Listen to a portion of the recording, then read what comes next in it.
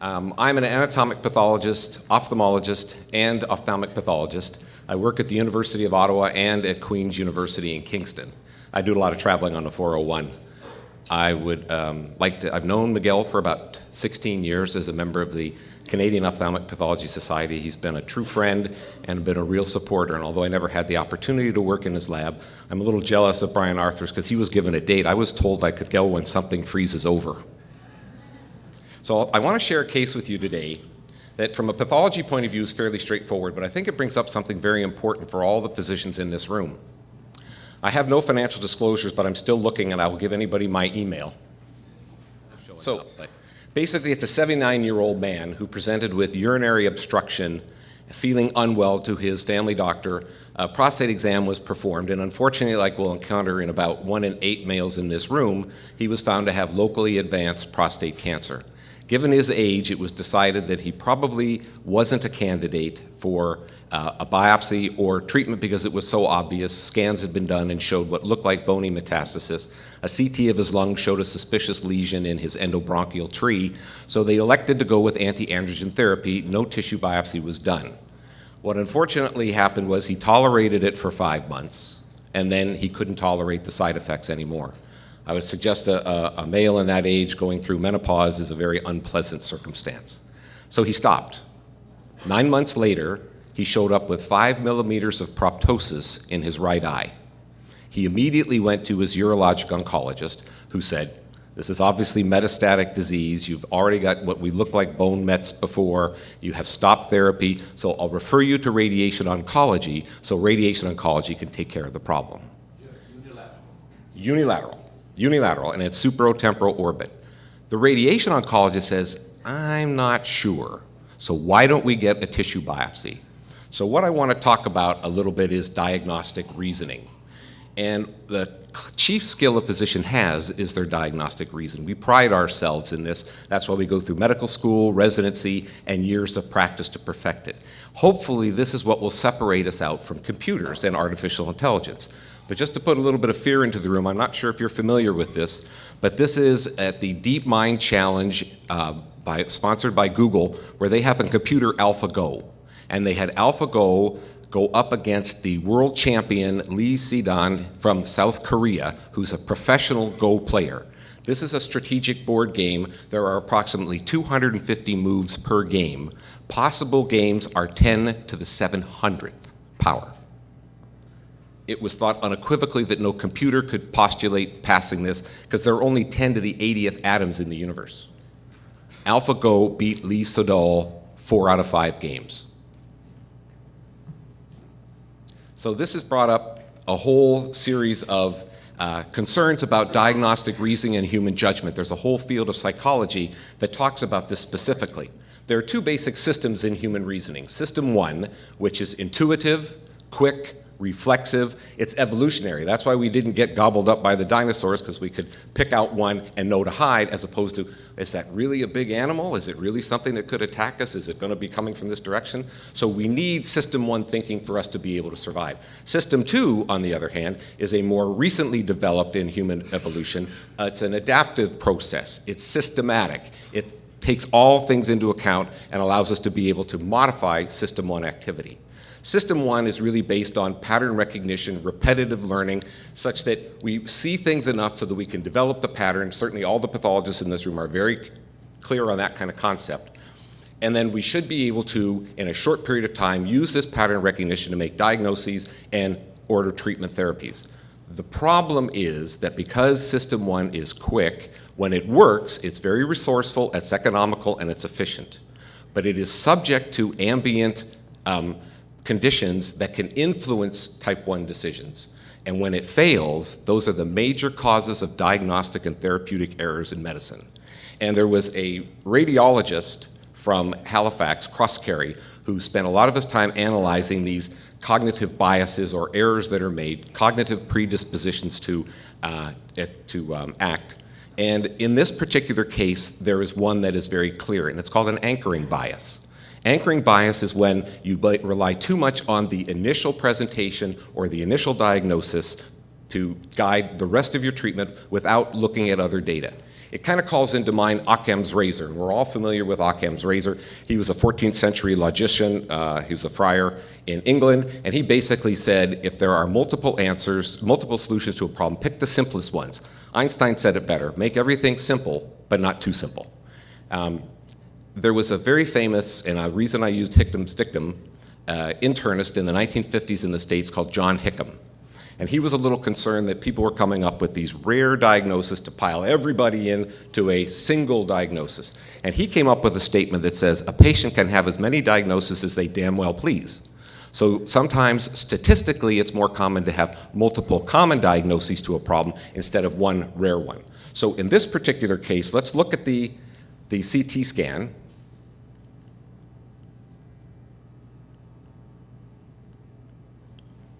The CT scan, the MRI shows a well-rounded mass in the superolateral orbit. It has got an ISO T1 and T2 image. It's speckled enhancement. It's inseparable from the lacrimal gland. It is inseparable from the distal lateral rectus, but there is no bone involvement. But the radiation oncologist said, I looked at this CT, this MRI, CT had been done as well, there's no bone erosion, it's to the orbit. The orbit is not a common site for metastatic prostate cancer. As well, the endobronchial lesion initially is not a common site for prostate cancer. Another workup was done, he had splenic involvement, liver involvement, again, not typical for prostate cancer. Yes? It's obviously not the bone, so it's not the prostate met. No. Yes. We have solved the problem, and that is the beauty of overriding the System 1 mistake that the urologic oncologist made. Can we go back to the MRI? Because Yes. It's a lymphoid tumor. Yes, it is. The characteristic is that the bones See if I can. orbital and arcuate structures without invading. Yes. Even malignant. Malignant lymphomas will do that. And it's very well circulatory. Yep. And doesn't look like a metastasis. It's unilateral. Mhm. And a lymphoid tumor is a very good idea. Yep. But there are other differential diagnoses, right? Yes. And the question is, if somebody's going to have the great idea of a fine needle aspiration biopsy. Fine. It's very easy Fine. to do it, but it's not Yeah. the best idea to do it. Perhaps a core biopsy, if really the diagnosis depends on that, it's a better idea. Fine needle could be done. Fine needle could be done. Could be done. But we did an excisional biopsy. Okay, and this shows in the far corner a see if I get my arrow to work. But you can see this is the residual lacrimal gland. This is a lesion that has completely effaced the lacrimal gland, and it's a sort of, we call it, like to say, the sea of blue. We have a little higher power. We can see that it has a somewhat nodular architecture. Higher power still, you see that it is a sea of lymphoid cells, small centrocytes with a cleared cytoplasm, slightly larger cells that are more consistent with centroblasts. The CD20 is strongly positive. CD10, which is a characteristic germinal cell marker, is strongly positive. BCL6, which is a transcription factor that is localized to the germinal center, present in up to 80% of follicular lymphomas and a very strong marker, is strongly positive. So this indeed was a follicular lymphoma, grade 2 out of 3. And so this man underwent radiotherapy, 2975 centigrades of treatment before he had to discontinue due to side effects. It did shrink the mass that was left. Systemic workup for lymphoma completely negative. There was a liver involvement, and there was also a spleen involvement. They did a core biopsy of the liver, which showed metastatic prostate cancer. And we So- don't know if everything else was lymphoma or prostate. The bones, they never did biopsy, but they assumed it was prostate because the liver was positive. Yeah, this man has Right now, perfect. we're saying that this is a extranodal follicular lymphoma Yes, in the organ. that's confined to the orbit, as of all biopsy sites were done. So they treated this with radiation. I said it did respond. His lesions in the liver and another increased. They put him back on anti-androgen therapy, and he unfortunately did not do well. He passed on about 2 years later. So what I wanted to show was that orbital space occupying lesions in the largest series that are in the literature, Bonavalente from Italy looked at over 6,500 cases. Non-Hodgkin's lymphomas, as was rightly pointed out, is much more common as a malignant disease of the orbit than metastasis. Schinder and Esmaili from the MD Anderson looked at 260 cases, and over a 10-year period, they again found that lymphomas and plasmacytomas were much more common than metastasis. You may see that secondary orbital tumors are more common in Schindler. Well, that's probably a referral bias given the MD Anderson. Kim looked at over 6,800 cases in South India over a 12-year period, and again, just hammering home that metastases are much less common in the orbit than non-Hodgkin's lymphoma. And then Jerry Shields, in his Montgomery lecture, looked at 12 years at the Wills with 1,200 cases, and again, lymphomas is the most common primary malignancy in the orbit, and metastasis is much less frequently. This is a nice thing from Bonavolenti's paper showing where approximately in the orbit these things occur. And if you do see, metastasis is more common in the lacrimal gland supratemporal fossa. Cancer metastatic to the orbit, I want to go shoot through to show you that it is very, very infrequent. It occurs in about 2 to 10% of cases. The most common metastasis to the orbit is breast, 53% of the time, prostate, 19% of the time, and the others in decreasing frequency. The characteristic is bone erosion, usually pain, and proptosis, and loss of vision. Sudden onset. And sudden onset, yes, it can be bilateral. But if we go to ocular adnexal lymphoma, and I won't belabor it because everybody here in this audience knows well, it's most commonly an indolent non-Hodgkin's type B-cell lymphoma, mantle zone approximately 50 to 60% of the time, follicular lymphoma about 10 to 23% of the time, and then you get into your diffuse large Bs and lymphoplasmacytic lymphomas. The treatment, and why I want to highlight this, is very important because they tend for indolent lymphomas to use a much lower degree of radiotherapy when indicated than they would for metastatic disease. And as well, the prognosis for ocular adnexal lymphomas is excellent. Over 90% have a 5-year survival-free prospect, as opposed to metastatic cancer. In Jerry Shields' series, 95% were dead within 15 months. So it's a much, much different prognosis and treatment strategy. So the other thing is multiple cancer prevalence. This man has 2 independent primaries. Question is that a common thing? As of 2015 in the United States, there are over 750,000 people living with 2 primary cancers. They say now at the NCI, 1 in 6 incident cancers are a second primary cancer. So we will all see this in our careers. And interestingly, if you have prostate cancer, you have a 13% chance of developing a second primary, 8% of which are non-Hodgkin lymphomas. And that would not be related to the ones that are more common, which would be bladder or colon, which are felt to be an effect possibly of radiotherapy. So I found this case fascinating because of the bias that the urologic oncologist showed that could have led to wrong treatment, certainly wrong prognosis, and then the importance of making sure that we look at all the data that's there so that one day we will be smarter than AlphaGo. Thank you very much.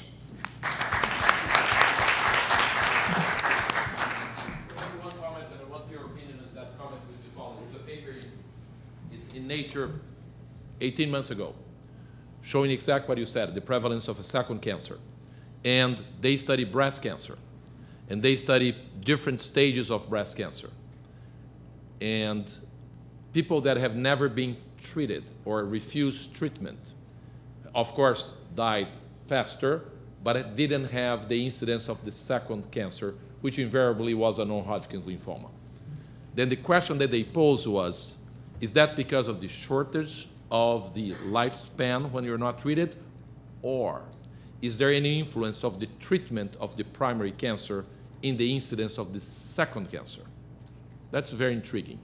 I think that's a great question, and certainly in the paper from the NCI that I quoted, they did address why these patients are getting second cancers, and some of it's genetic syndromes, which we didn't talk about. Certainly it's an effect of therapy, but there are a group independent of therapy that will still develop this, and it's got to be, and as I tell my residents, that anybody who has cancer, by definition, is immunocompromised. But shared environment too, if you get basal cell carcinoma, you Yep. get skin melanoma, for example. Right. So it's the same risk factor. It's same risk factors, same environmental factors, but I think it's important too that, when you're assessing these cases, you have to understand that I think these patients, a very important point, which is the immunosuppression thing. yes, If you have cancer, you have to be considered at least immunosuppressed. yes, And immunosuppressed people get B-cell lymphoma. yes. 10% of uveal melanoma patients can get second cancer. That's Yeah. the COMS data. And over follow-up 10%. So not all patients with uveal melanoma who get mets are getting uveal melanoma mets. Something else happened also. Yeah. So that's Jim, just a clarification. Yes. As you know, when you showed the MRI of the patient, as Yeah. Dr. Singh said, this is really a very typical appearance for lymphoma. And we know lymphoma is not a surgical disease, so it surprised me that you said that there was an excisional biopsy rather than an incisional biopsy, because I would have managed that patient differently. I would have done an incisional biopsy, give a nice specimen. But to do an excisional biopsy of that whole area was probably a lot more surgical trauma in a relatively sick person, and we know that he still is going to need radiotherapy or other therapy. So I just wondered if that actually was an entire excision of that lesion. It just surprised me. It was an incomplete excision, so probably incisional was better, but he tried to get as Okay. much because the diagnosis was sort of uncertain. okay. And the thought was, could this be possibly a lacrimal gland lesion at the time, Okay, all right. although much less, and if it were possibly a MET, is if you can kind of debulk it, possibly the radiotherapy afterwards might have been less. I see. So there was a little More- bit less afterwards. More of a debulking rather Yeah. than an excisional. Yeah, Okay, more thank you. debulking, yeah. Okay, thank you.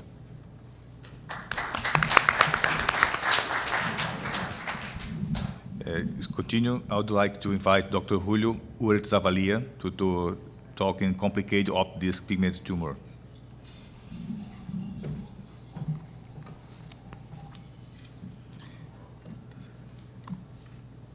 Okay, good morning. Thank you, Professor Bournier, for having given us the opportunity to participate in this great meeting with all these distinguished colleagues and in this beautiful city. I have no conflicts of interest to declare.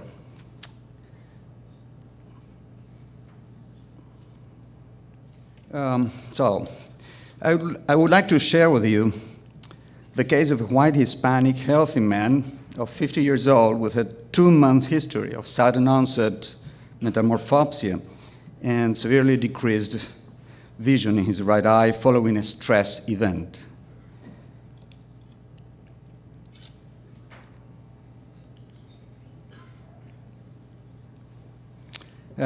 He had been diagnosed a malignant intraocular tumor of his right eye, and enucleation had been proposed by other colleagues. In our initial examination, his best corrected visual acuity was 2200 and worse than Jaeger 14 in the right eye.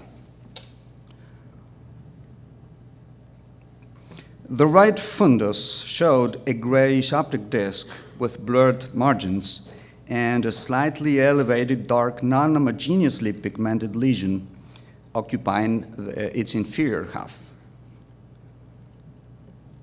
extending inferotemporally to the retina with fibrillated margins and inferiorly to the neighboring choroid.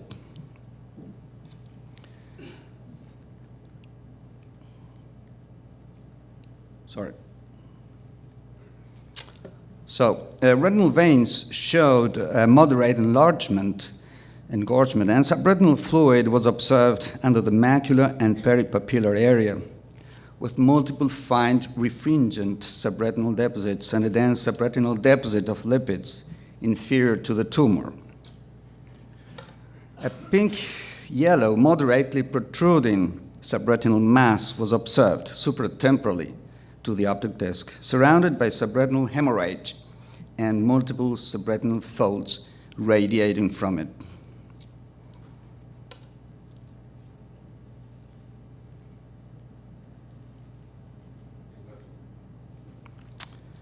Visual field testing evidenced a wide scotoma temporal and superior to the blind spot, much more dense and extensive superiorly.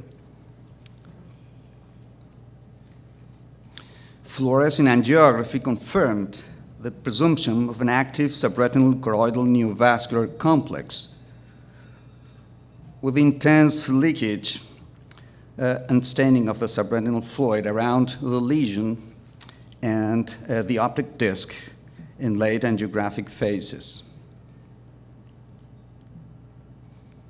Also, extensive capillary telangiectasia was observed around the area of the CNV and the optic disc, as you can see in that picture. time domain OCT evidenced the subretinal CNV complex and the shallow neurosensory detachment.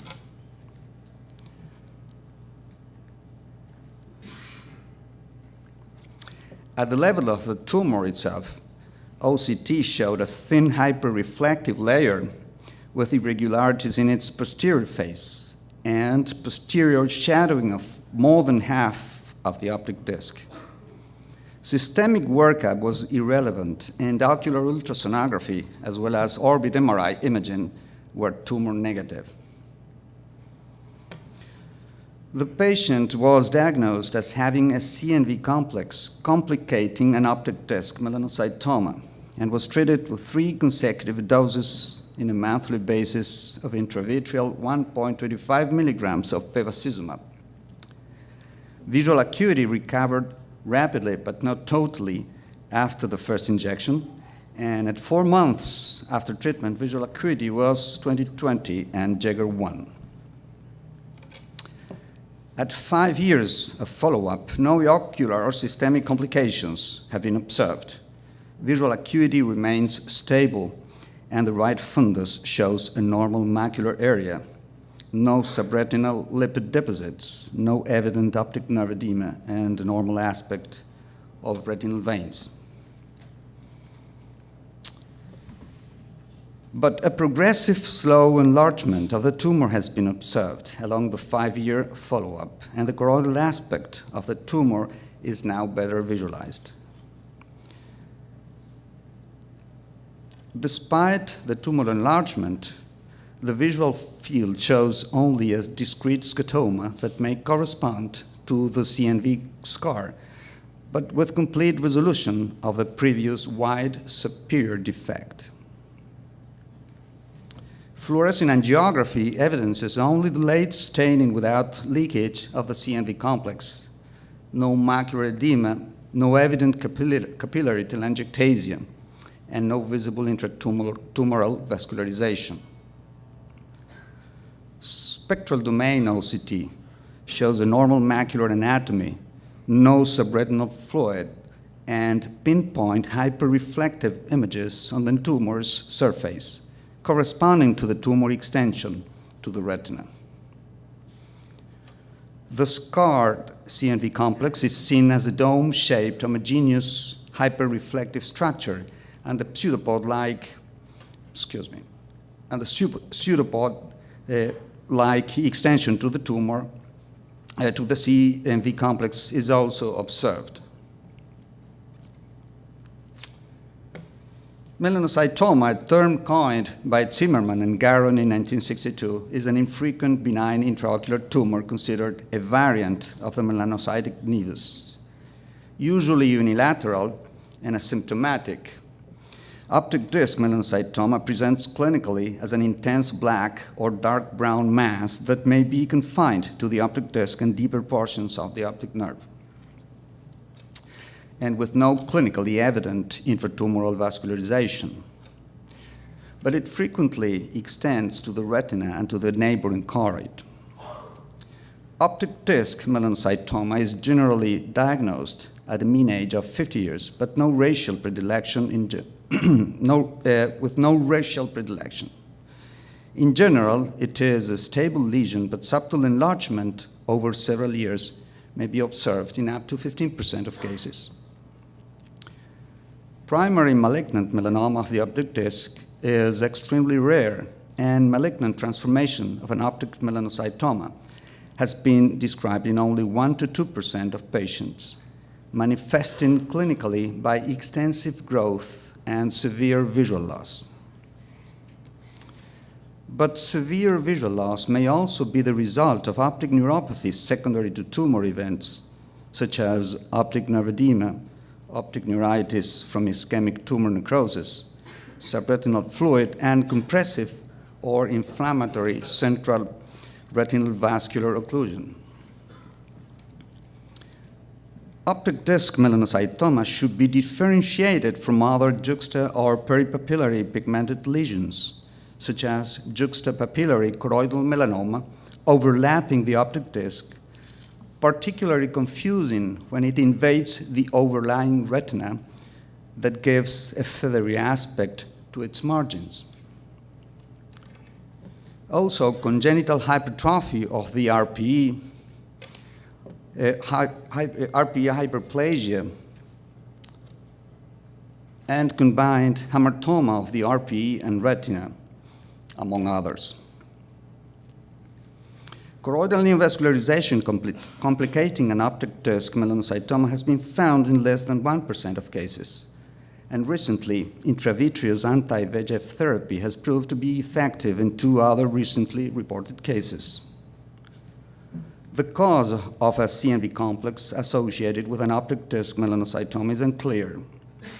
It is possible that Bruch membrane could be damaged directly by tumor growth or local inflammatory events originated from the tumor, by the tumor itself, which could stimulate choroidal tissue to produce a neovascularization node. In summary, optic disc melanocytoma is a well-defined, benign, and generally uncomplicated entity. But sometimes, related complications may produce a confusing clinical presentation. Tumor changes or growth does not necessarily mean malignant transformation, but it must be ruled out in cases of rapid significant enlargement and severe visual loss. Treatment with intravitreal bevacizumab was effective in our patient in inducing scarring of the CNV complex and also possibly contributing to resolve optic disc edema, retinal venous engorgement, and retinal capillary telangiectasia. Again, thank you, Miguel, for your kind invitation. It has been very nice and enriching to receive you and Nora in Cordoba last year and to share with you both very special moments. Thank you.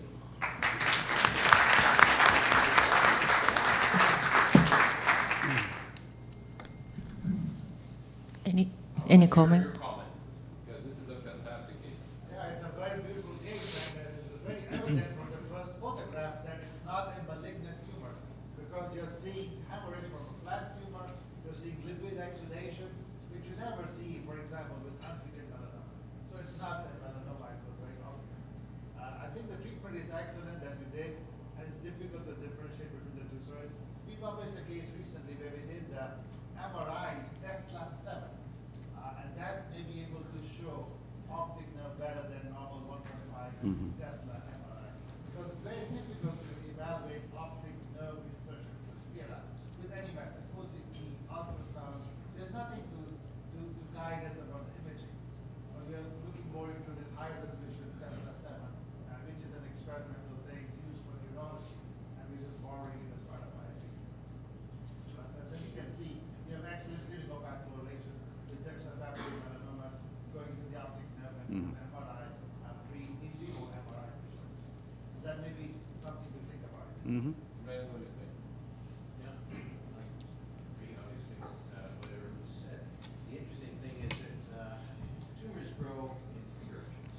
They grow by base, they grow by thickness, but they also grow posteriorly. Unless you look at that carefully, you miss that posterior growth, not occasion for that. You've shown this very nicely, this association. I don't think there's association we can really say one caused the other. It just happened. But certainly your comments about rarely melanocytomas becoming malignant, I think are very good because that's certainly what's happening. And 85% of them are exactly that location. And most of them has this hyperpigmentation, jet black type of picture that you showed. What is? They'll also have a dispersion of Yeah, that's what I'm going to say. Yeah, the dispersion pigment is very striking. It's a phenomenal case. I have an announcement to make because Tiffany called my attention. She was looking through the window, and there's smoking coming out. Therefore, habemos new member. It's like the Pope. Then Julio has been elected by a committee of 57 members as a new member of our society. It was a very difficult decision, but you made it. Thank you so much. Dr. Arun Singh and Dr. Ren Simpson I'm not sure. I'm pushing. But we're going to decide tonight. But I'm pushing. Okay. Congratulations. Thank you so much.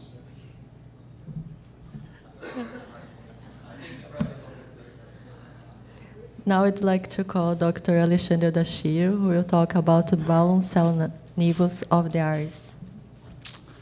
Good morning. I'd like to thank Dr. Bernier. Anglais. So I'd like to thank Dr. Bernier, Tiffany, and Kathleen for the invitation. It's always a great pleasure to come with the friends and a great honor to talk to you today. I'm going to show you one case that I thought was interesting in our routine. And by the end of the presentation, I want to ask you a question. Is it going through? Okay. So this is a 55-year-old man with excellent general condition and a clinical history of pigmented elevated lesion in the iris for 2 years. The lesion had a history of increased size in the past 6 months of observation, but no other ocular or extraocular alteration. And that's the clinical picture of the lesion. We see that we had a non-pigmented area here, but also a more pigmented area around here. And of course, a biopsy was performed, and this is the picture after the biopsy.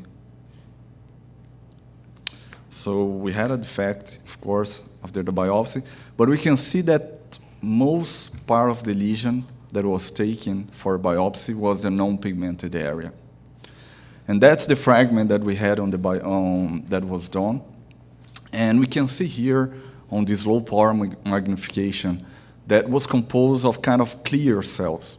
And with a different population down here, more blue cells. And in the larger magnification, we can see that the cells, with the clear cells, had a low-grade nuclei, very small, uniform, no atypia whatsoever, and with a very clear and large cytoplasm.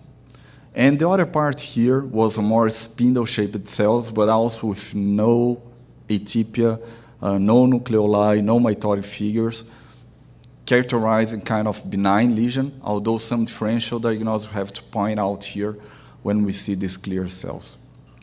Again, just to show you, no mitotic figures, no atypia at all, very uniform, small nuclei with large cytoplasm.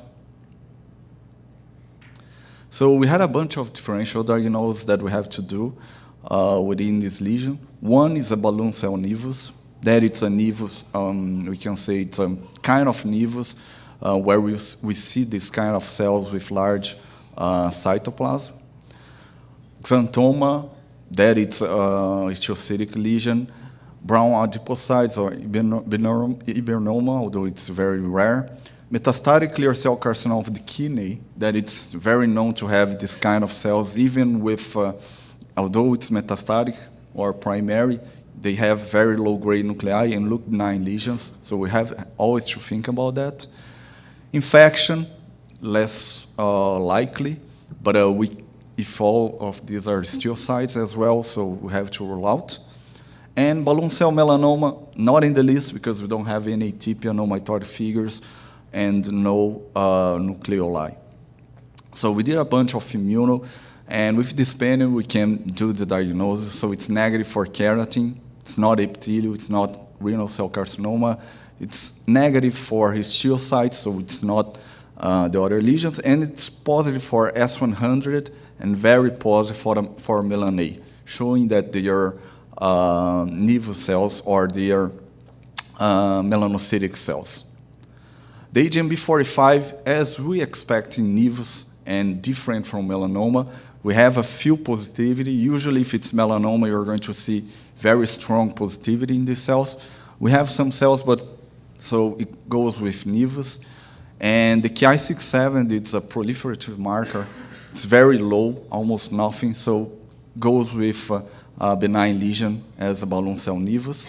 Even in this part here, that it would be a typical part of a nevus. So we did diagnose of balloon cell nevus of the iris with a component common nevus at the back that I told you, with a spindle cell. And balloon cell nevus was first described in 1901. It's a very rare variant of common nevus. The characteristic is predominance of large vesicular clear cells. And in fact, we can see balloon cell change in other melanocytic proliferation, melanoma, or nevus.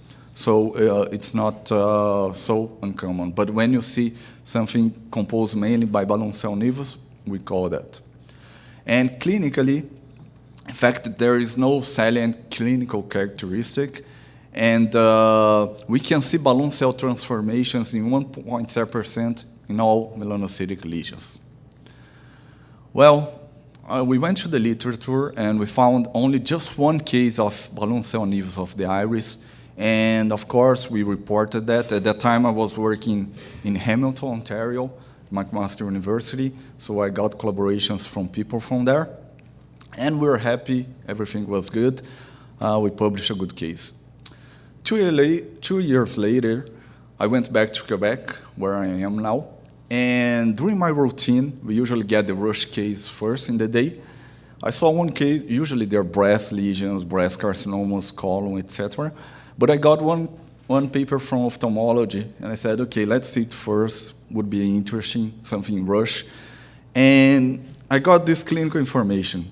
Balloon cell nevus of the iris with growth, important growth, so to rule out transformation melanoma. Of course, when I saw that, I went to the clinical history, and that's something that we want to point to all clinicians. It's really very important for you to get us pathologists clinical information in the requisition, because it saves us time, it saves us money. We can do less immunostains, we can do less workup on the biopsies, and of course for the patient, will be it's impossible for you to get us clinical information. Fortunately, here in Canada, in most services, we're integrated, so we can get all the clinical information, the computer, all systemized. But I know I work in Brazil, and usually it's private clinic or something, so the pathologists don't get clinical information unless you give them your requisition. So with that information, I thought was the case that I saw 2 years ago, 3 years ago. So, and in fact, it was the same case, but the lesion had growth. And in the clinical, they have been following up the patient for a little while, and the clinical continued to grow. Patient had a glaucoma, they put in an artificial iris, and now they did a new biopsy because of this growth. They did an incisional biopsy, never did anything? No. They just followed up. They never did anything else? They never did anything else. How many years is the gap? So it was 2 years. 2 years. But the chart says that they've been following up and the lesion continues to grow. And this is the picture that I asked them to do. So showing with an artificial iris, showing the lesion had growth. We can see very clear here. And that is something that I want to ask you later. So at this time, they did 3 biopsies of these new lesions. So these 3 fragments that we had, very different, one from each other. The first one was exactly the same we had in the other biopsy, was cells with no atypia, balloon cells, the same thing as the nevus that we had, the balloon cell nevus previously. Again, in higher magnification, no atypia whatsoever with balloon cells.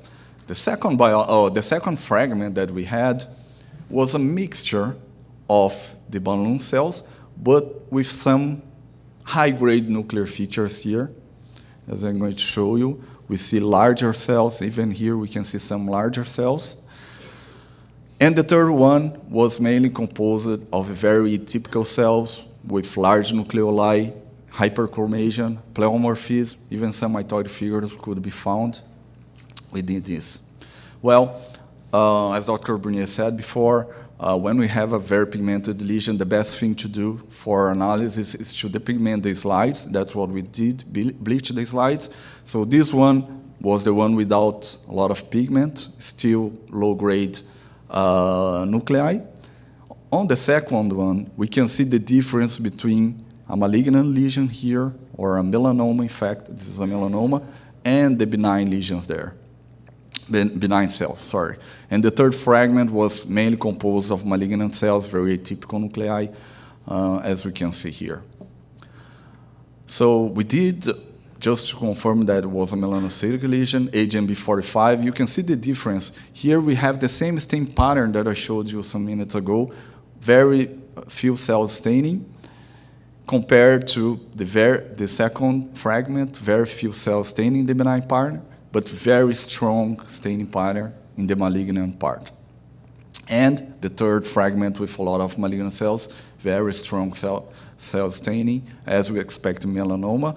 Melanoma, on the other hand, is positive in all, even in the benign or the malignant component showing. So in fact, this was a melanoma of the iris of component of balloon cell. Maybe a transformation from the previous lesion that we had, or because of the sample, we didn't get the melanoma in the first instance, so we did a diagnosis of balloon cell nevus. Patient was submitted to enucleation. Fortunately, I was covering the other hospital, and my colleague took the enucleation, and we didn't get clean photography of the enucleation, but the slides are here. We can see the very bad-looking cells that we have here, all atypical spindle cells, no doubt. And some of them, even the atypical, had these balloon cell changes, as we can see. So confirm that we can call this melanoma with balloon cell changes.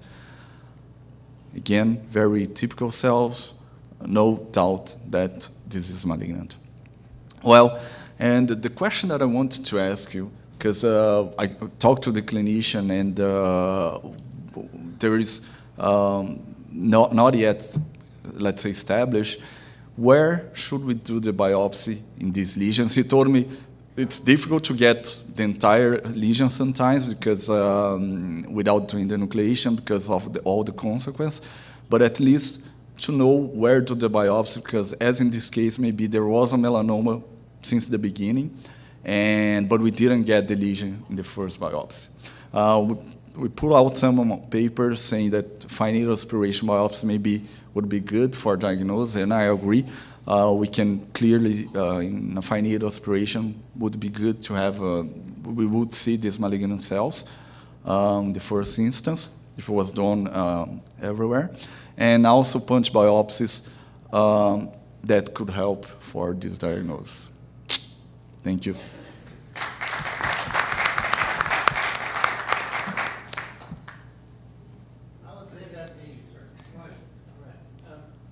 Certainly, a fascinating case. You're watching a very slow transition from nevus perhaps to malignancy, maybe a crescendo type of malignancy. And I think your first observation could have included, and perhaps should have included, a look with ultrasound biomicroscopy to have a look to see if the ciliary body was involved. Usually these lesions do involve the ciliary body if they're that close to the base. That kind of a lesion that is spread out the way you showed it, inferiorly and also extended into the angle, very seldom stays as a nevus if it's going to be a nevus at all. And so I think that those two factors would have been a good idea, because it might have guided your biopsy later on if the ciliary body was indeed involved, and it usually is. I do want to look at the first photograph, and the moment you showed the first photograph, to me, that's iris melanoma. And one can say, well, it's very difficult to tell nevus from melanoma, and that's true, particularly when the lesions are small. But if you go back to the first photograph, you're seeing pigment going up on the temporal iris. There is also pigment dispersion on the iris surface. I think that's melanoma. I mean, it's just there. And if the pathology does not correlate with clinical findings, one should repeat the biopsy. So sometimes we rely on pathologists to tell us the right diagnosis, but sometimes the clinical findings are overwhelmingly giving you one diagnosis. And the pathology may therefore be not, maybe there's a sampling error like you just said. So one should have gone at that time. I would have gone back and done a biopsy of the pigmented part this time, to make sure I'm not looking melanoma, because it's highly suspicious of melanoma on clinical exam. Yeah, that's what we always talk, the clinical pathological correlation. In the slides, we had whatsoever thing of malignancy, and that's why I think the clinician was, they follow up for sure the patient, and they did a biopsy only after 2 years after where it grows. And when in fact he did a biopsy, he called me and said, okay, we're going to nucleate the patient anyway because of glaucoma or other things. So he told me, if you tell me it's malignant, we're going to nucleate next week. If not, we're going to try to manage until we can to enucleate the patient. So that's why I think clinical pathological correlation is essential, and maybe not believe just in pathology. Not that we're wrong. We're not wrong. We had that sample, so that's what we could tell at that time. But maybe, as I said, clinically, if you do another biopsy or do before that they did, would be good for the patient. I'm going to say something that I don't believe was a new malignant transformation. The malignant transformation was there before. It was a melanoma from the beginning that is just coming from a nevus that just has a component of a balloon cell nevus. That goes without saying. I think sampling was a problem. Ian McLean, Dr. Zimmerman, and I published 55 cases of those lesions where it's more important that you have a clear surgical margin than even the cell type of the lesion when you look at malignant melanomas of the iris and ciliary body, particularly the iris, in terms of iridocyclectomy. Then perhaps a iridocyclectomy from the beginning, if it was possible to be done, would have solved the problem. First, because we make the right diagnosis. Second, because with clear margins, even a malignant melanoma perhaps would not recur. I think the incisional biopsy, either to make the diagnosis or not, one incision biopsy was not the best approach. Yeah, that's the lesion was too big, showed here. melanocytic, non-melanocytic from the beginning. As Arun said, looks much more like a melanoma than a nevus. I think the single biopsy was not certainly the best approach. But over 70% of lesions of nevi, lymphocytic lesions involve the iris, probably involve the ciliary body if you look hard enough for it with UBM. And I think that's the key thing. You've got to look for it because it'll change your T&M classification. This is now perhaps T2 because it's involving ciliary body, as you probably know. But you've got to look for it, and we have to reclassify because of that. Okay, Christine is angry, therefore time for us to move. Thank you. Oh, no, Christine is not angry, and Jim is here. Okay, she's not angry anymore. Just a quick point. I think that's an excellent case, Alexandra. And in defense, too, I'm intrigued that they had that nice spindled cell component over an amelanotic lesion. Iris nevi are characteristic for doing that. Usually it's a very pigmented lesion, and you get the pigmented spindle cell thing over it. But here, this was an amelanotic lesion, and it showed that spindle cell component, which is characteristic of a benign nevus. Yeah, exactly. So I think really, in this circumstance, it's the clinician sampling problem. Exactly. I think that little spindle area certainly gave me the initial impression you're home free with a benign lesion. But it also highlights the fact that, when we sign these cases out, even with benign nevi, even when I see them on the skin, I still comment on margins. Because even though a dermal melanocytic nevus rarely recurs, it does about 5 to 10% of the time. And when it recurs in a scar, our colleague is going, is this a melanoma or not? So at least in our reports, if we put the margin is involved, the clinician has to be aware that there's a potential for a problem. And in fact, in this case, he told was incisional biopsy. So he knows that there was tumor left there. It was just, he told the sample, he couldn't do another one because of clinical things, but that's true. In our 55 cases, the cytology was less important than the involvement of surgical margins. You're absolutely right. Then even if it was a nevus, the malignant transformation could come because you left tissue behind. Yeah, sure. And the surgical margins is more important. Now Christine is really angry. Now he's a professor in Coimbra and was the dean of the faculty of medicine. Christina, can he have a question? Say yes. Sure, yes. Well, I'm not the pathologist, but two things. First, there are two lesions that remain in the eye. Maybe one of these lesions, because one of them is near the angle, and it's difficult to see if it's malignant or benign. But the question that I want to know is, and your opinion, it's about artificial iris in these cases of suspected lesions. Because we have a very bad experience with artificial iris. They decompensate the cornea. And there is some relation, it's a question, between the transforming to malignancy in some suspected lesions to put an artificial iris above the iris itself.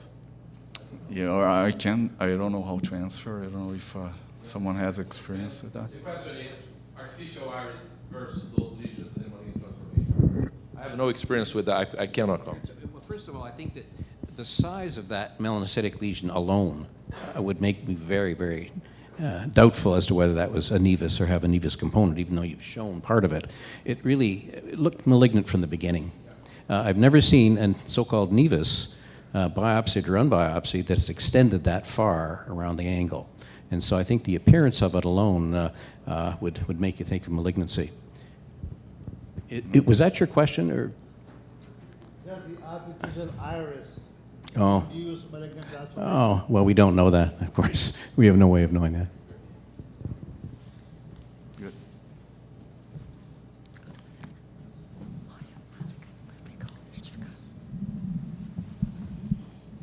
And keep in mind that the survival rate is extremely high, obviously, for iris melanoma, as long as it doesn't involve the ciliary body.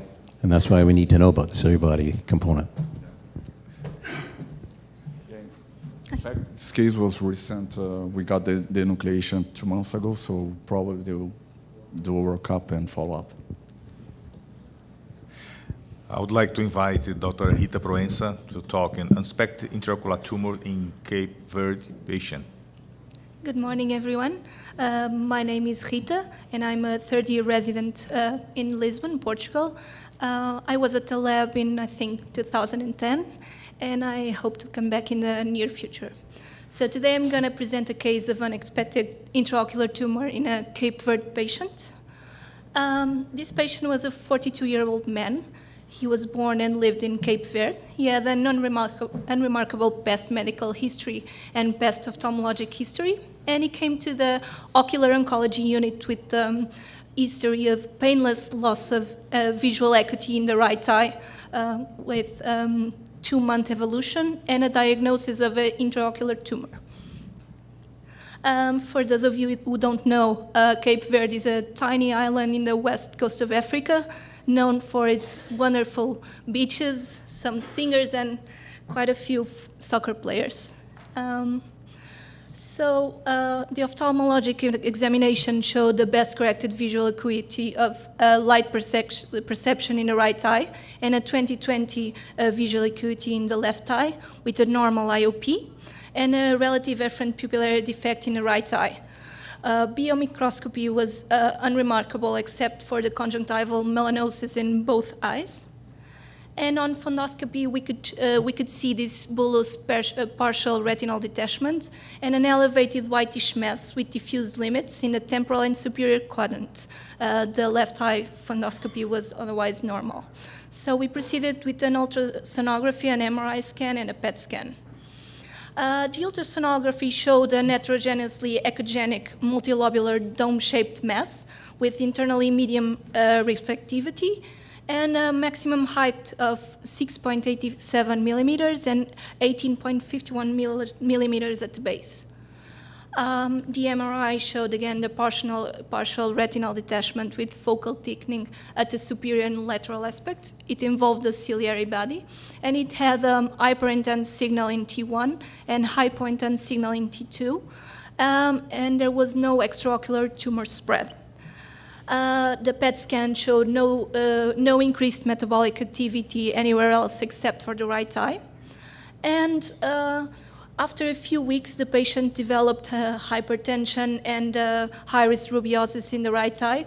So we decided to proceed with denucleation after talking to the patient. Before we go to the pathology, on the slit lamp exam, was there heterochromia? The right eye looked darker than the left. Oh, no, I think it was just a photo effect. Yeah. No.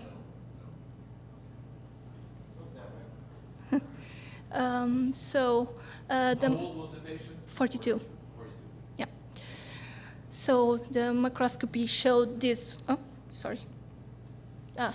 This multilobular whitish mass that extended from the iris to the optic nerve with a total retinal detachment. Here. This is the microscopy. So, you want to go? Go back. There's a low power there that shows what it is. And the low power correlates precisely with an MRI. So I'm not going to say what it is because then you're going to tell us. See how pretty it is when you see the retinal detachment with the hemorrhage in the MRI, and you know precisely that it was the tumor. In the MRI, you could actually think about this diagnosis. Perfect correlation. Okay, so here just to show the conjunctiva. And then what we have is a diagnosis of a choroidal malignant melanoma, comprised predominantly of epithelioid cells that extend to the ciliary body and the anterior chamber angle with iris neovascularization. Here we can see the inner walls of the sclera being invaded, but not the optic nerve. Here, all the vascular loops that the tumor has, and all the cells with the vases and the mitosis. The tumor was mostly non-pigmented. We can have a little pigment here, but mostly not. And the immunohistochemistry was positive for S100 and HMB45. So we have a diagnosis of a melanotic epithelioid uveal melanoma in an African patient. We know that the incidence of uveal melanoma in Africans and other ethnic groups is significantly less than that of Caucasians. Caucasians have eight times the risk for development of this type of tumor. And quite a few studies have been done regarding this. One study at the Wills Eye Hospital in Philadelphia studied 8,000 consecutive patients and showed that less than 1% of uveal melanomas occurred in African Americans. And also this study showed only 1%. And there were noted differences between the ratio of uveal melanoma cases amongst black and whites in the United States and in South Africa. And this may be due to the mixed ethnic lineage that occurs in the United States.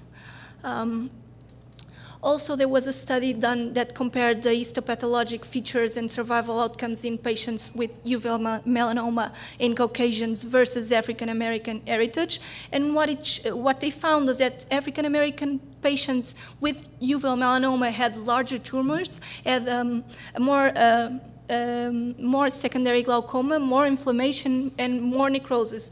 But the survival rate was the same in both groups. What we still don't know if there is any influence of the tumor pigmentation in the prognostic factors in this type of tumors. Thank you. I have a question for you. Do you believe that the racial melanosis played any role, first of all, in the genesis of the tumor? Consider the patients an African American. Borden and I, we published in the BJO many years ago a case of an African patient with a very large, very pigmented melanoma, and he had melanocytosis. And we know that melanocytosis, not racial melanosis, melanocytosis is a precondition to develop melanomas in African patients, also in Asian patients. Do you think racial melanosis played a role or nothing? I don't think so. That's your father. Where's your father? He says no. So the ultrasound, you're seeing a dome like a mushroom almost. Yeah. That's quite diagnostic of melanoma. Yeah. Even in an unexpected situation. Yes. You really have to think of melanoma as 1, 2, and 3 diagnoses. So, And the MRI is phenomenally pretty and shows the going to mushroom-shaped, mushroom-shaped tumors in any circumstances. They should consider melanoma 1, melanoma 2, melanoma 3, 4, 5, and 6. Ask you a question. I can't resist so many professors here. You see, we talk a lot about the difference in clinical disease in black people from the United States, other people, and black people originally from Africa. Is there anything new about that? Any cofactor, environmental factor that would explain? This is happening everywhere in medicine. In ophthalmology, it goes from glaucoma to tumors. Any new information around?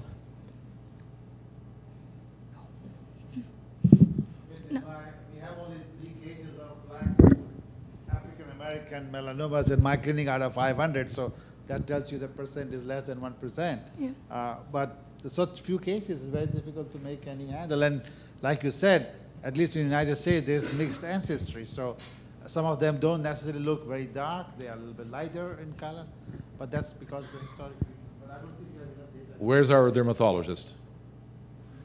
Incidence of melanoma of the skin in African Americans and black patients. Is there a difference between African Americans, what we call African Americans, black patients in North America versus Africans from Africa? How low it is?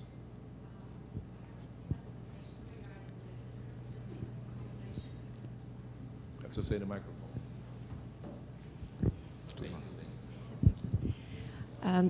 So far, I haven't seen a publication that had a comparison between both populations and these environmental risk factors. Usually, they compare the African Americans with the Caucasians, and what they mention is that it's difficult for them to have the access to healthcare system, and therefore they usually have a worse prognosis. That's much more rare. yes, it's much more rare. Mm-hmm.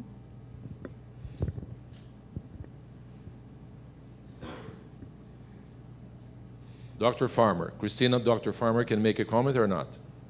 Yes or no? Yes or no? Yes. Okay. It's very aggressive. It's extremely aggressive. It's interesting, in African Americans, it's a site difference as well. The most common site for a melanoma in an African American is acral.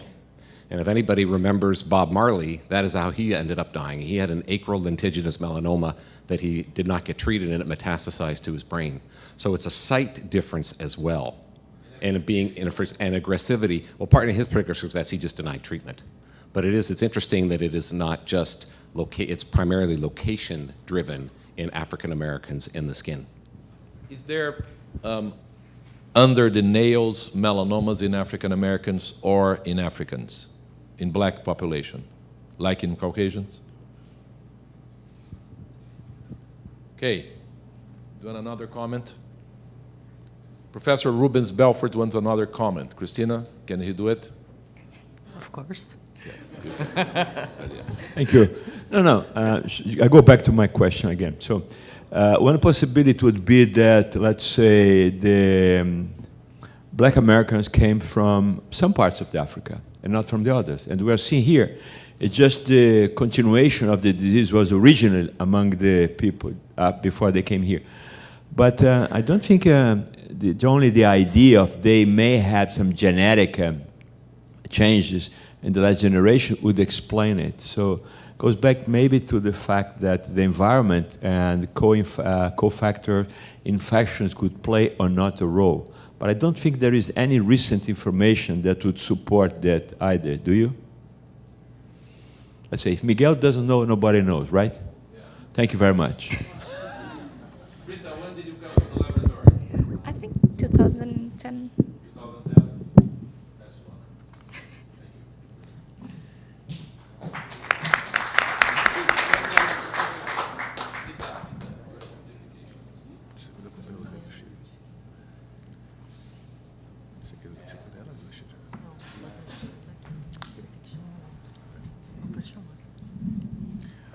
I would like to invite Dr. Evandro Lucena to talk about transretinal choroidal melanoma biopsy for diagnosis and prognostics. Ladies and gentlemen, thank you for your attention. I'm Evandro Lucena from Brazil, and excuse me, I think I forgot my paper. I think I forgot my paper here. Tiffany. Very funny. I'm the last one, so I have time to, monkeying around a little bit. I would like to acknowledge everybody how happy I am to be here. It's such an honor and such a pleasure to be here. I've never been in a lab. Miguel never invited me to do so, but soon. And I would like to clap my hands, and please clap your hands for the meeting. It's such a wonderful meeting. Thank you, Miguel. Thank you. So, is it working? It's a lot of technology. I'm trying to control the laptop with a cell computer.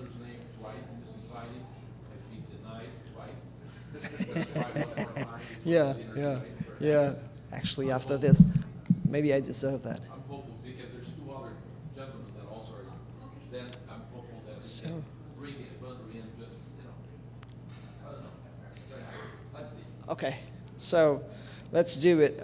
This is our index case. I'm gonna go with this because this one is not working. Just a second. 1 second.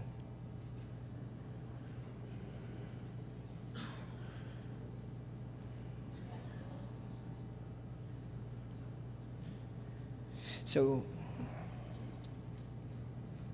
I have no financial disclosures to do. Our case is a 62-year-old male patient which came to the clinic with a progressive eye loss. OD, he was referred by a retinal specialist. Because of our ocular tumor, he thought it could be a choroidal hemangioma. The best corrected visual acuity was 2800 OD, almost hand movements, and 20/20 OS. And here you can see the tumor inside the eye with this lit lamp. Ultrasound showed the lesion. The lesion was 7.2 millimeters high and 12 millimeters length. It was a choroidal melanoma, and then we thought about treating. We have to treat this patient, and we discussed the treatments, the options for treatments with the patient and the family. And they wanted to do an option for a new protocol for stereotactic radius surgery. We explained the protocol, the consents were signed, and we performed transretinal biopsy. A transretinal biopsy to collect samples for genetic analysis and for confirming the diagnosis. So we do this 23G biopsy, a vitrectomy with a special attention to the vitreous base. Then we're gonna go with an endodiatomy, and in 3 different sites we're gonna do the endodiatomy to perforate the retina and to get inside the tumor to get the samples. We developed a very special instrument called needle to get the material, as you can see there, and then we can get big chunks of tumor from inside the eye without causing a lot of problems. We control the vitreous hemorrhage with laser, and then we're gonna go with a air fluid exchange, just a little bit, which is very, very important to maintain the eye. And then we're gonna put silicone oil inside the eye. So this is the air fluid exchange. We control the intraocular pressure with the vitrector to lower the chance for hemorrhage. And then we're going to be able to get a lot of material for our work in genetic analysis and anatomic pathology. So Miguel, any comments in the pathology, Miguel? Lot of video excels. It's good to have HAP45 or S100 just to make sure that they are right. Again, this is a clinical diagnosis. We don't need a biopsy for diagnostic purposes. We may need a biopsy for Genetic. prognosis or That's what? prognosis. We have proven, we published one case about a year ago showing that you can say that a tumor is a high risk, certainly. You cannot say that a low risk tumor is going to be low risk for the rest of the patient's life, because it's a case where the low risk area of the tumor becomes high risk area of the tumor, even Okay. in terms of chromosome 3.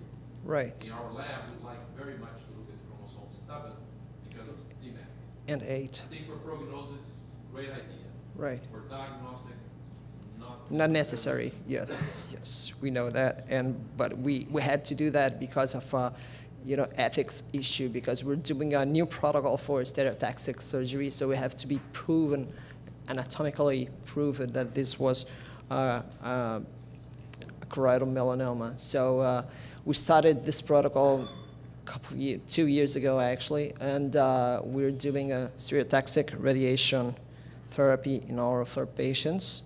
The tricky part of this treatment is the correct positioning and programming of the radiation.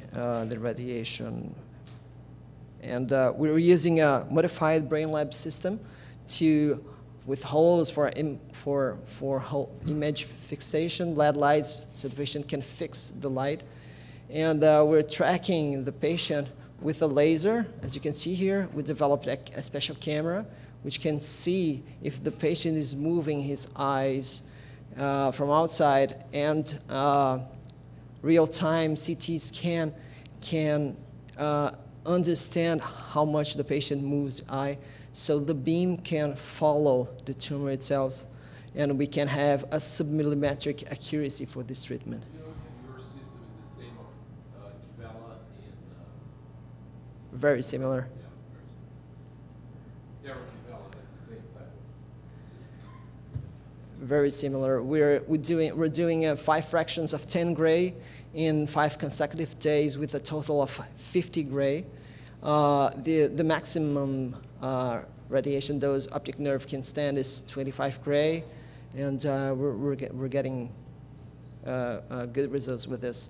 The treatment takes about 15 minutes for the treatment, but 3 hours to set up the whole system. So the whole system still is taking us a lot of time for this. We treated 14 cases of melanoma-proved patients, and we're following up these patients from 4 to 18 months. We have 3 patients with metastasis, 2 for the liver, 1 for the abdominal cavity, but we did not enucleate any patient at all still. We have 1 case of radiation papillopathy, which is he's been treating with an anti-angiogenic drug, and 3 cases of cataracts. This is the final results. The final result of our index case, 12 months after the treatment. You can see the retina is attached. We have silicone oil inside the eye, but the tumor regressed completely. This is another case, a more peripheral tumor. We can see signs of regression and atrophy of the tumor, and no retinal detachment. We're publishing our cases. We're publishing this with as a technique description in Radiation Oncologist's journal, and we published this in another also radiation oncology. We're looking for more time to have this to be published as visual acuity results for ophthalmology cases. So conclusions: biopsy via pars plana is a more controllable and viable way to obtain fresh tissue. I think that's going to be near future because taking samples, it's going to be important to prognosticate. We have new drugs coming out all the time, and these new drugs may treat the patient before any signs of metastasis develop over these patients. But brachytherapy still is the gold standard for choroidal melanoma treatment, but it's not available everywhere. It's not available on our side. We are, in Brazil, we are a National Cancer Institute, and we do not have brachytherapy plates, so we're using this new protocol. And it is expensive, requires at least 2 additional surgeries, and exposes the health personnel to dangerous radiation. So we think radiation surgery or stereotactic radiation surgery may be a conservative alternative for choroidal melanoma treatment in selected patients. It requires no surgery for the treatment, no exposition to health personnel, and the devices are more available in cancer centers than the plaques. Other melanomas are successfully treated with radiation surgery, so that's the main reason we're doing this. And we have good results in our protocol, but more studies are necessary, so we're going to be able how good this works. I'm going to thank you for your attention. Thank you very much.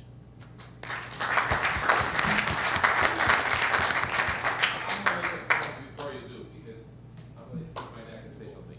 There is to control the ocular tumor, there's several ways, and we know how to do it.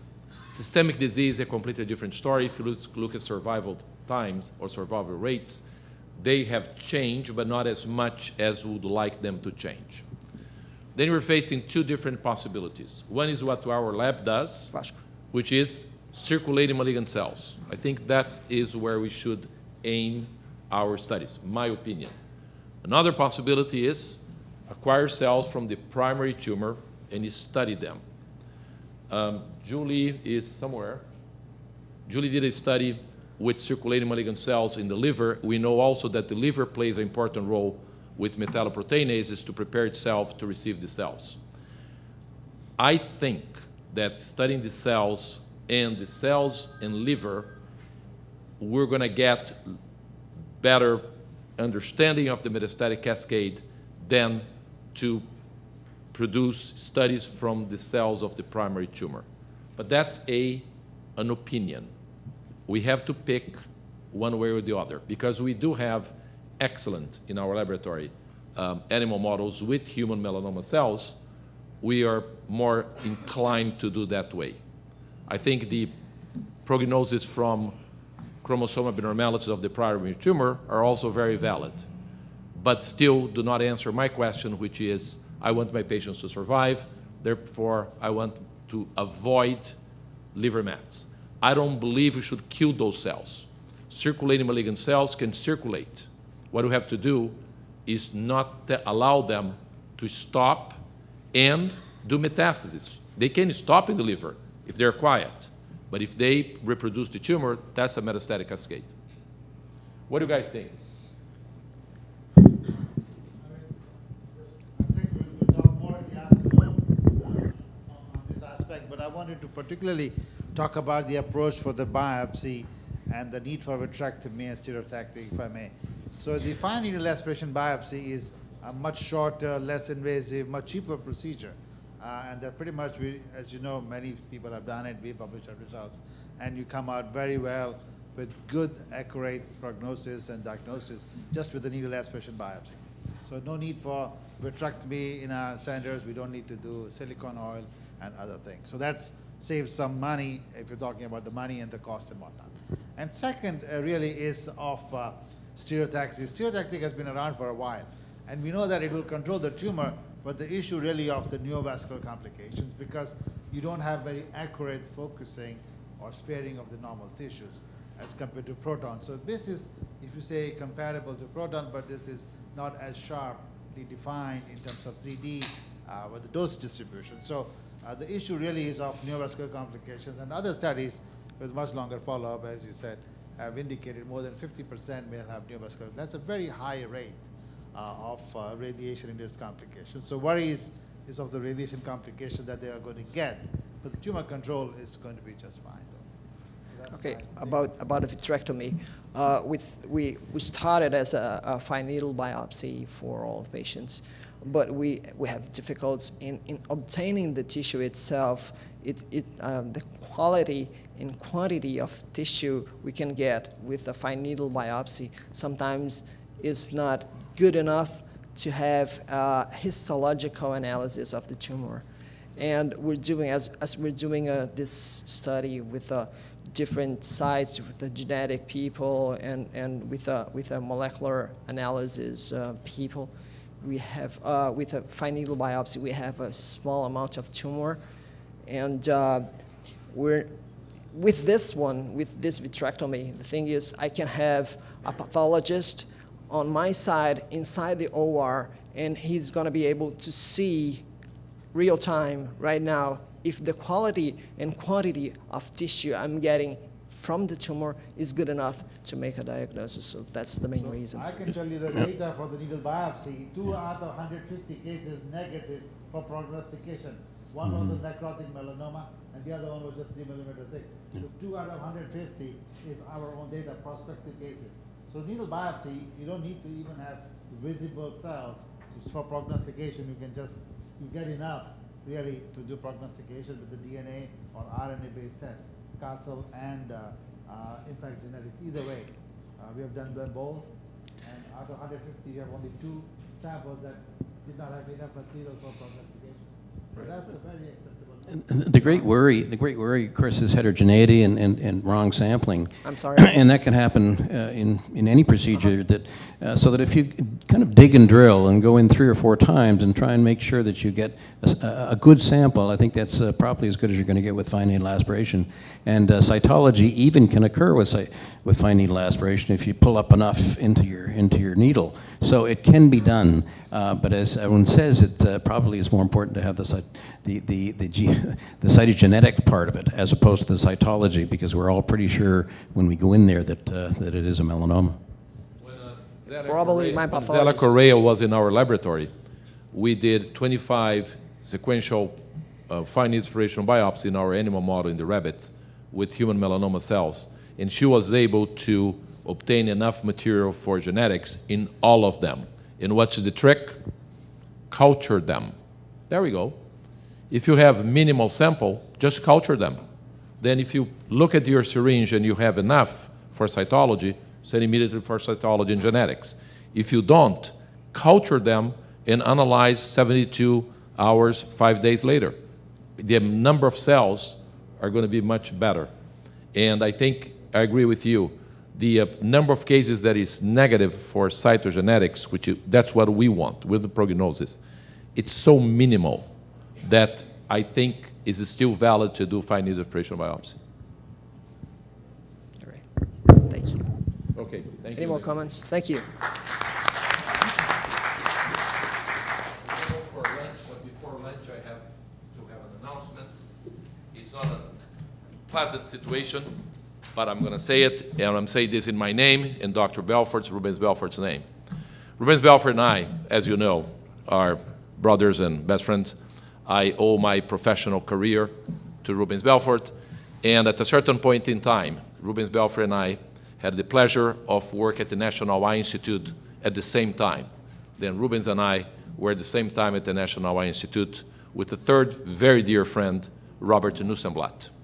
And Robert Nussenblatt, unfortunately, passed away a month ago, left his wife and 3 children, remarkable man, remarkable ophthalmologist, especially remarkable in uveitis, and a very, very dear friend. For those of you who knew Bob, I think we all agree is a big loss. Then I would like, as a society, if we could stand up and have a moment of reflection in Bob's death, I think, and his life, which is more important, I would appreciate very much.